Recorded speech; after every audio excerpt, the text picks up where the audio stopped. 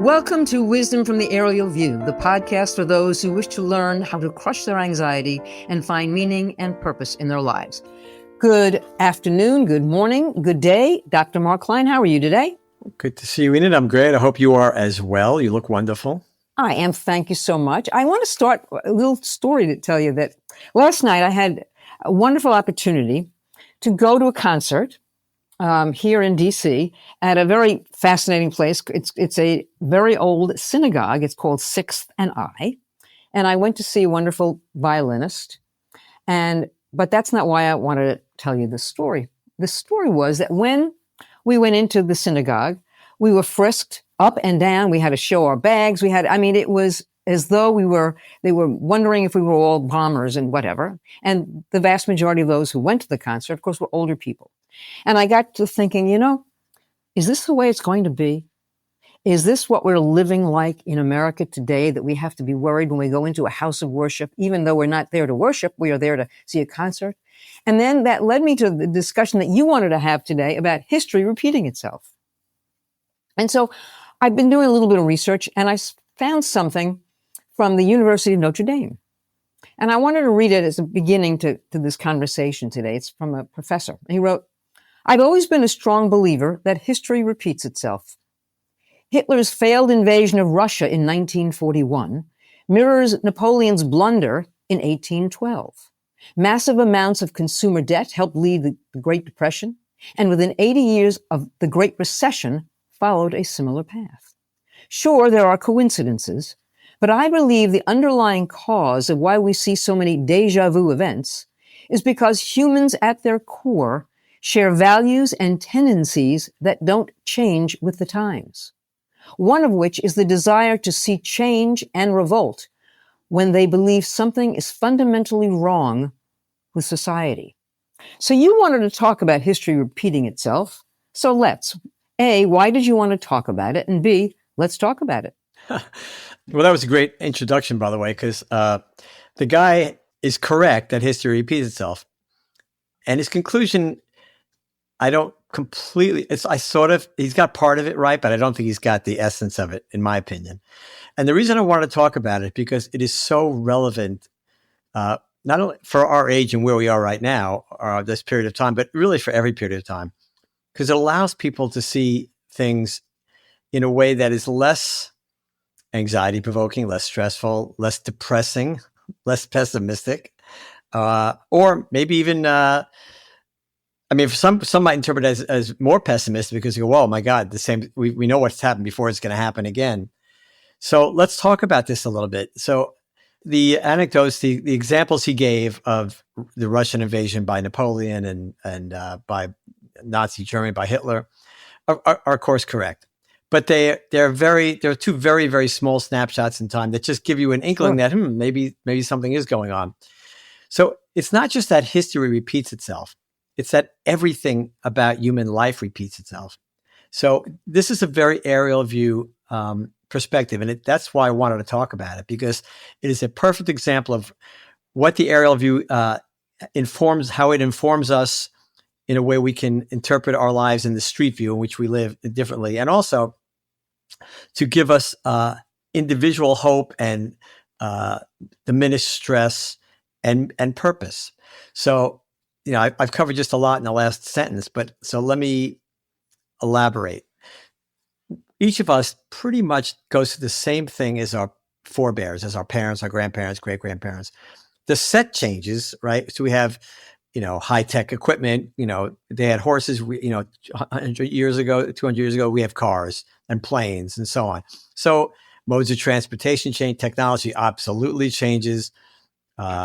So many things change. What doesn't change is the story of human life, which is why we can read works of fiction from ancient Greece or Shakespeare or the 19th century, 18th and 19th century.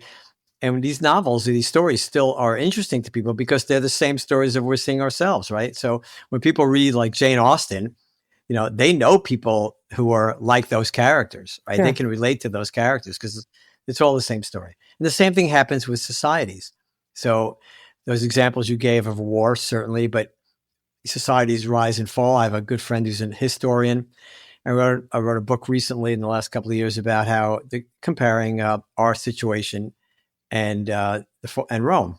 And he wrote it actually with Steve Forbes, the well-known Steve Forbes from Forbes magazine. So the two of them wrote this book, and of course, they draw all these parallels, and many of them, of course, are going to be true, because that's exactly what happens in the history of the world, and in the history, let's say, of humanity, for instance. It happens again and again, the same stories, both individually, as I mentioned, we do the same thing as our parents and grandparents, and also as societies. And really, the question is, why? Right? We don't usually ask that question, but to me, that's the most important question. Let me just, if I might interrupt 1 second. One of the things we were talking about history. No, you're not interrupting. I want you to talk. Okay. History repeating itself. You've got military miscalculations, happens over and over. You've got economic crashes over and over, assassinations, pandemics, and tornadoes, even school shootings. The reason I brought up what happened last night at the concert was that, not that long ago, we had, history repeating itself could be from one decade to the next. It doesn't have to be centuries. It could be decade. It could be weeks. We do it over and over again. We repeat ourselves. And so your question about why, that's what we need to discuss. Why does it keep happening? Why is it over and over? Do we never learn anything? I ask you that. That is the perfect question to ask. Don't we learn anything? That famous phrase, to ignore history is to repeat it. That's correct. Right. Right. Well, okay. So, I joke that we should retire that phrase because it's nice, but it's meaningless because we do ignore history and we do repeat it. Why? Why do we ignore it? So we have all these history books and, tomes of information from centuries past about, like you said, prior wars, pandemics, et cetera, et cetera. Why don't we? I was talking to one of my adult children yesterday, and I said, why is it that we can't just take a book like we're in elementary school and start reading this book over the few years about how life works and the history of the world and all these things that human beings go through and societies go through? And why do we have to go through it? Why can't we just read it and say, okay, this is what happens, and we're not going to do that anymore? Right? That happened 87 times, but now we're smart now. Right? We have all this technology. We're so educated. So we're not going to do this again. Oh, yes, we are. Right? Because we're not so smart. Well, we are smart, but here's the problem. There are two issues at play here. One is, the simple answer is because we humans are generally looking out for ourselves to a major degree. We have to survive. We have to feed ourselves. We have to clothe ourselves. We have to get shelter for us and our families. We have to do all these things. And so as we're doing them, sometimes we may not behave in the best possible way because we feel the pressure to survive ourselves and protect our families and so on, and our communities. So that's one thing that keeps, so even though we learn, we still have our own individual lives we have to live. And plus we have our own individual desires and wants besides just survival. We want to be successful. We want to have some degree of financial security. Some people want power. A lot of people want power, at least some power over their lives. So these motivations don't change. They repeat generation after generation. So we can read all we want about this and know it's going to happen, but still we are going to follow our own course. We are going to look out for ourselves and our families and our communities. And we're just going to do that no matter what happened before. So that's the other thing. So that's very interesting. Okay. So the human need and human desires trump our knowledge of history. So our knowledge of history is never going to prevent all those things you mentioned. It's never going to prevent more wars, more assassinations, more social upheaval, more financial turmoil, more ups and downs and everything. It's never going to change. You can learn history till you're blue in the face. As long as human beings are involved, the story is going to repeat. And there's a deeper level, which I'd like to talk about from the aerial view, which is the fact that it is peculiar that we do this again and again and again. It's peculiar that we don't just learn from history and what our parents and grandparents did, what societies did. It is peculiar that we keep doing it again and again and again. Why don't we learn more, as you said? So yeah, we have our own individual needs, but you'd think, okay, fine. But collectively, we all know what's going to happen if we behave in a certain way. So why don't we smart up and say, you know what, instead of me climbing my own individual ladder and pushing you down or you pushing me down or whatever, why don't we know what's going to happen if we do that. We've seen this story a million times. Why don't we do something different, right? And it's the same reason that you can't read a book about life when you're in elementary school or junior high school or high school. You can't just read the book. There's a certain experiential requirement in life. We must go through these things ourselves. You always say, you look at your kids, your young people, and you say, okay, well, I'm going to tell him or her this, but they're not going to listen to me. It's not that they don't want to listen to you. There's no option. They must go through this experience themselves. Life is experiential. So then we get to the next question, another why. Why is life experiential? Why can't we just read about it? That's when we start moving from the aerial. Then you start to see from the aerial view what this is all about. That there's a reason it's experiential, that we have to make this transition to prepare for what's next. Now, people, when I ever talk about this, I try not to talk about it too much because people start raising their eyebrow, go, hey, that's the end of this podcast. This guy believes in some, wacky mystical future or whatever. No, I just look at the facts and the data, and maybe not the facts, but the evidence. Let's put clues. I call them clues. Let's look at the clues about this. So the fact that we repeat history again and again, both as individuals and as societies, is a clue, right? It tells us that life must be experienced. Why must life be experienced, right? Well, if life is just this random thing, this random chemistry experiment, and there's really no point, then we could do anything we want. It doesn't really matter. And yet we are forced to experience this thing, to experience life and to grow. Everybody grows. We talked about consciousness a short time ago, how consciousness expands while our body is shrinking, literally physically shrinking and drying up. Our consciousness is expanding. It's going in the opposite direction. So to me, putting all this together, there are so many clues that point to the fact that we are in preparation. Because if we weren't in preparation for something else, then we would also, it'd be much more advantageous to learn to have wisdom when we're young. So we've talked about this, right? If you have wisdom when you're young, you're not going to do stupid things. You're not going to jump off a cliff, 200-foot cliff into a body of water, the depth of which you're not sure of. You're not going to drive 100 miles an hour or more. You're not going to do all the things that young people do that take risks. But let me ask, then if we're looking at it from the aerial view, if we're looking at it from the clues and whatever, is that not then a very selfish notion? In other words, if I'm only looking at it from my perspective rather than the larger view, am I not doing a great disservice to my community, to my neighborhood? I mean, I'm thinking about a story that I read just this morning about flooding in the poorest parts of our country. They're talking about flooding in a place that's near and dear to my heart, two places. One, the state of Kentucky, eastern Kentucky in particular. And in West Virginia, they do a big story about McDowell County, West Virginia, which is a place that I spent a lot of time working on with food insecurity. And yet those particular places flood year after year after year. Is there nothing we can do about it? History is repeating itself and repeating itself and repeating itself.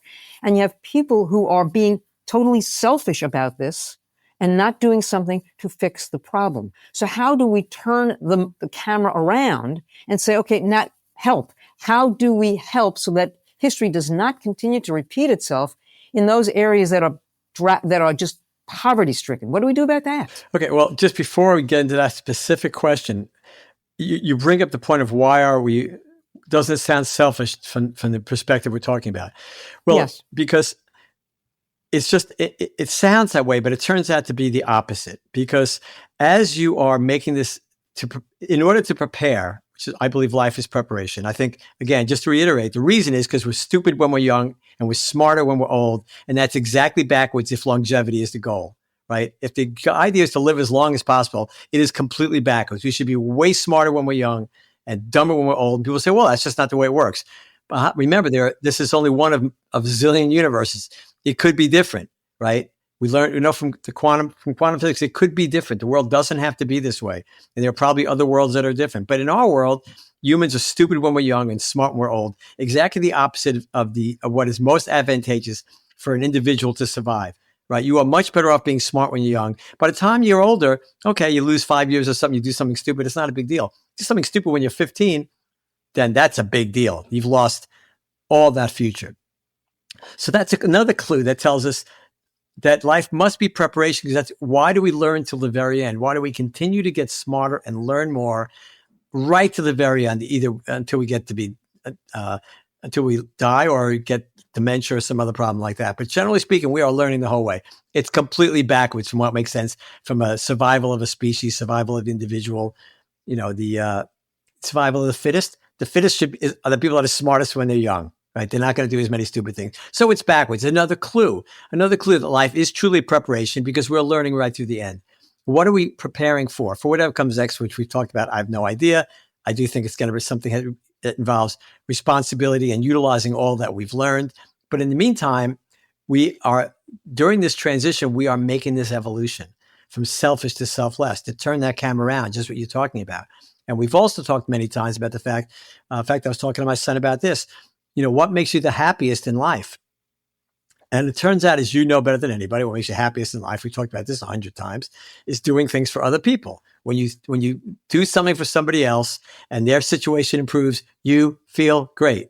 In fact, nothing makes you feel better. That's another big clue that says, aha, right? The thing that makes you feel great is helping other people. That must tell you that helping other people is the right thing to do because nothing else makes you feel like good. So putting all this together, that we're done when we're young, that we repeat history again and again and again. We don't seem to, quote, as you said, learn anything, right? It's because life is experiential. It's because we must go through this because the individual must prepare for whatever it is that's coming next. You can't read a book and prepare. You have to experience the ups and downs, all the emotions, everything that a human being goes through in their life, the great times and the horrible times. We want the horrible times to be really small in number and the great times to be really big in number. And for most people, that's probably fairly accurate, but there's a lot of people who have the exact opposite.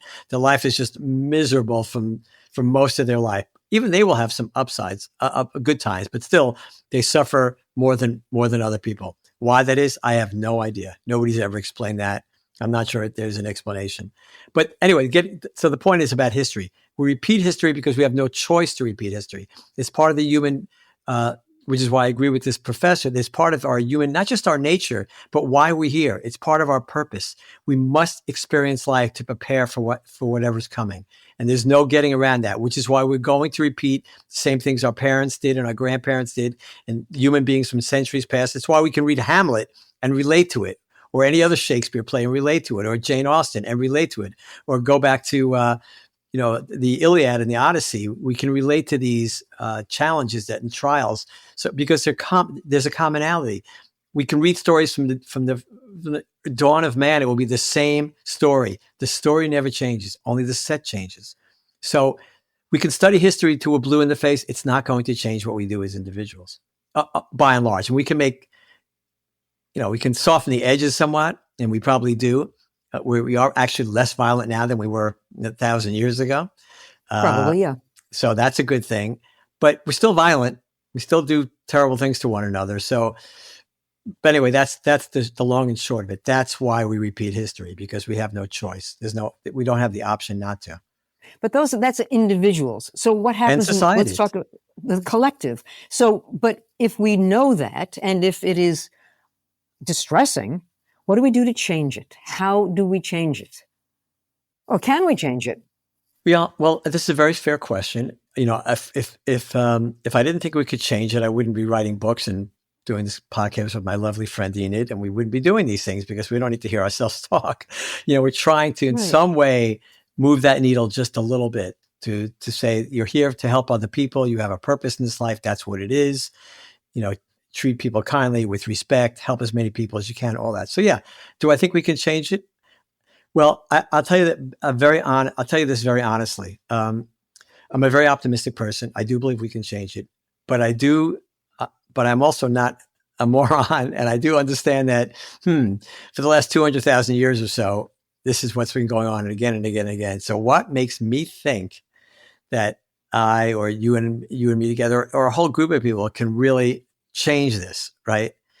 Because if you're really objective about it, you say, good luck, but you're not going to succeed. So there's two answers that I give myself. One is, well, I got to keep trying, because even though something's never happened before, something can happen. Nobody hit 60 home runs till Babe Ruth, right? And then nobody hit 70 something till that juiced up guy.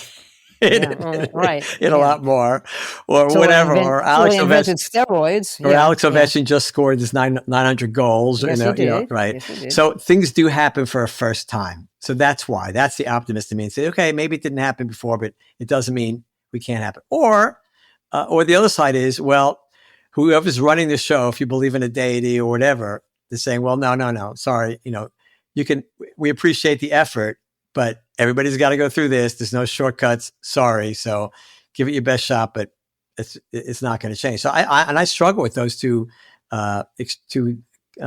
explanations. They're a bit troubling to me.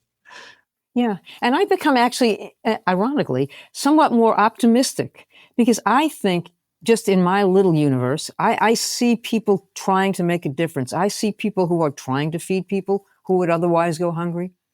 And that gives me some hope. I see people who are trying to make lives better even for people who are incarcerated. And that gives me hope. So I'm actually more optimistic now than I've been in a long time. I'm not sure why, but interestingly, that great learned man, Karl Marx, whom I never usually like to quote, he said, to draw attention to the truth that when history repeats itself the first time, it's a tragedy. But when it repeats itself again, it becomes almost comical because people still haven't learned the lesson.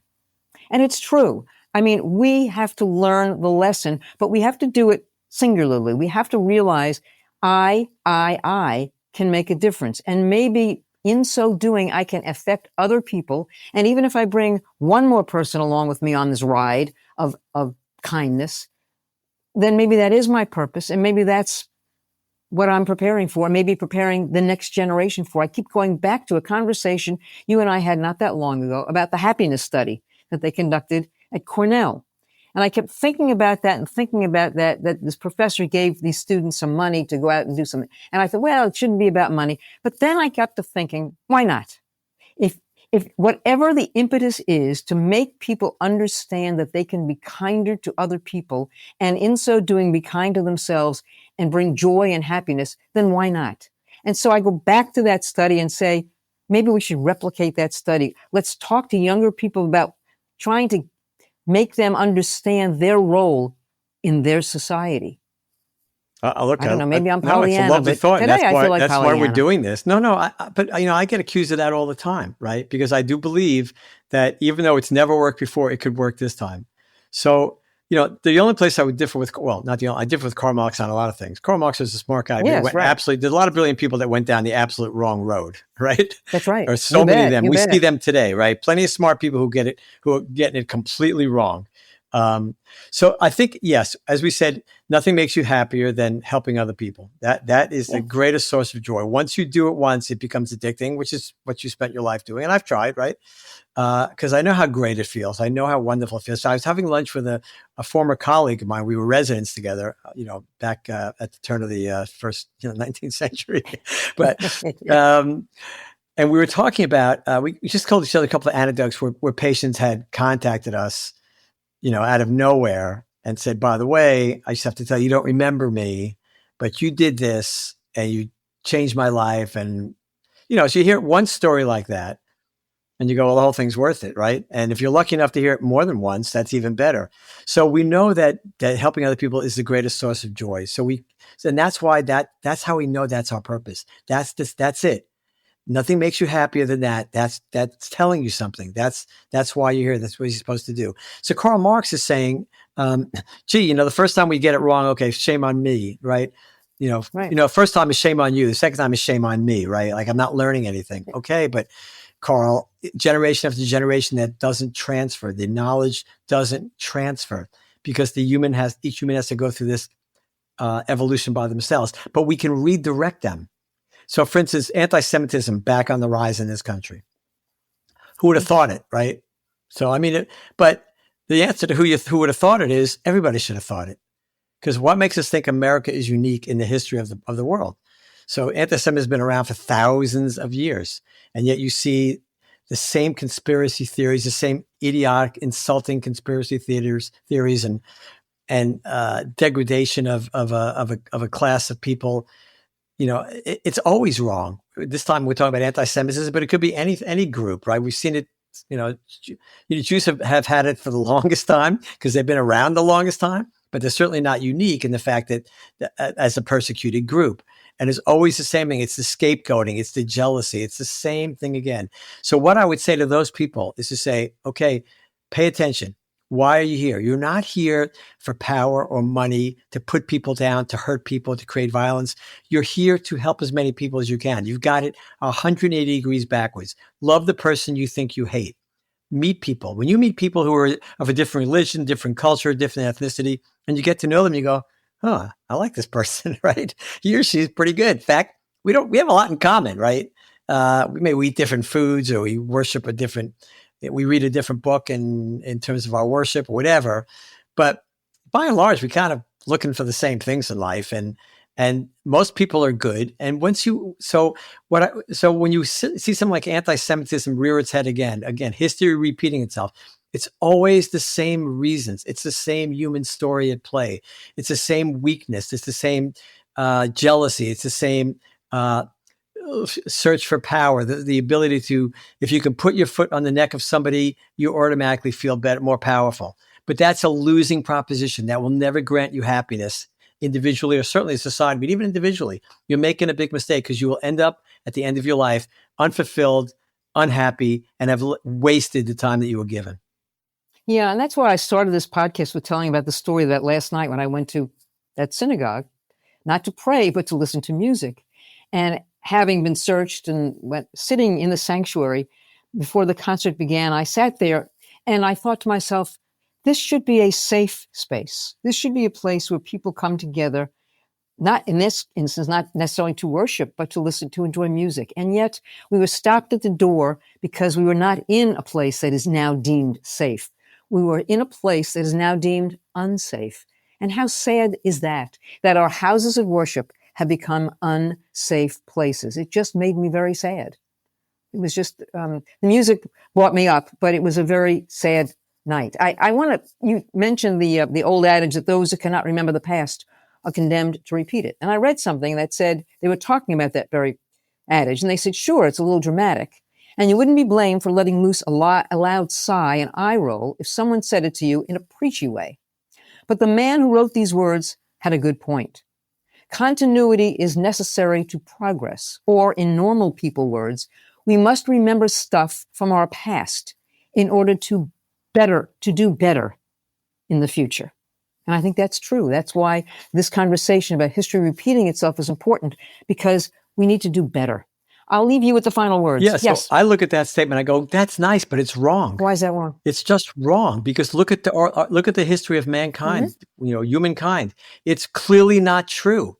We don't, as much as we should, as much as we want to learn from history, we can learn some things and hopefully make minor improvements along it. But the story of human life isn't changing, right? No question. Life is experiential. It must be lived. It must be experienced. You can't get it out of a book. You can't get it from reading a history book or watching a Ken Burns series. You can't do it. They're interesting. Knowledge is power. I'm all for learning history. Everybody should learn it, but don't be deluded into thinking that learning history is going to prevent the next catastrophe, the next Hitler, it's not, unless the only way it will is when people understand what the aerial view is showing us, that you are here for a purpose, that there is meaning, that meaning is to evolve from selfish to selfless, from inward to outward focus. And the proof of that is that you feel the best when you do good for others. That's the way we change it, not by learning history. Learning history will not solve this problem, but understanding how the world works and why we're here from the aerial view, that is the solution. And that's why I remain optimistic. And that's why somebody will one day score 1,000 goals in the NHL, and somebody will hit 100 home runs, and something will happen that's never happened before. And that's why we do this, because once you understand this perspective from the aerial view, that's when you don't have to worry about repeating history. You just have to worry about knowing why you're here and doing the right thing. And that's the purpose of the podcast. And I thank you. We do this every week for those very reasons, because it is about what we do on our own level to change things. So I appreciate it. I thank you for your time. I thank our listeners for their time. I know I'm looking at the time and we've run out of it. We can make more. Can we make more? Yeah, we can change that. We can change the clock. In fact, they do that in the Congress. They actually they stop the clock and they keep going. Yeah. Anyway, if you want to have a question, anything you want us to talk about, just email us at question@wisdomfromtheaerialview.com. Anyway, thank you all for listening. Enid, great as always. Thanks a million. Thank you. Bye-bye, everybody. Peace.